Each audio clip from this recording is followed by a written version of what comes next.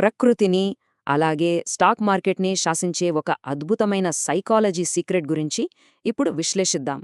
Market కదలికలను ఖచ్చితంగా అంచనా వేసినా కూడా కేవలం ఆలోచనల వల్ల నిజమైన సంపద ఎందుకు రాదో ఆలోచించారా?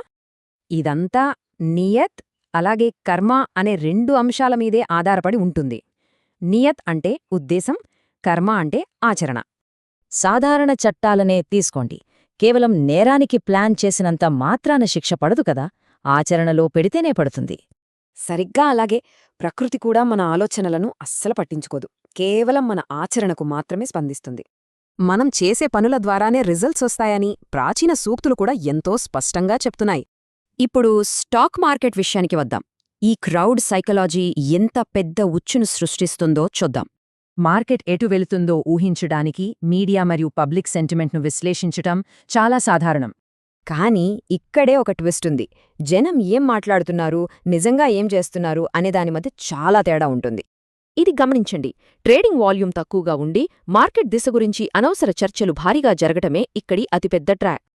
అసలు విషయమేంటంటే, మార్కెట్ ఈ 4 వేర్వేరు దశల్లో జనాలను ఎలా ట్రాప్ చేస్తుందో ఒకసారి అర్థం చేసుకుందాం. మొదటి దశలో మార్కెట్ పడిపోతుందనో లేదా పెరుగుతుందనో జనాలు పదే పదే ఒక ట్రెండ్ గురించి చర్చిస్తూనే ఉంటారు. రెండవ దశలో మార్కెట్ ఆ మాటలకు పూర్తిగా వ్యతిరేకంగా కదులుతుంది.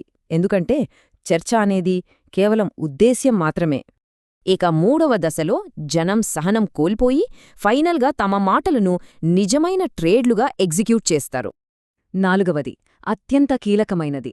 జనము ఎప్పుడైతే భౌతికంగా ట్రేడ్ చేస్తారో ఖచ్చితంగా అప్పుడే మార్కెట్ రివర్స్ అయ్యి దెబ్బకొడుతుంది.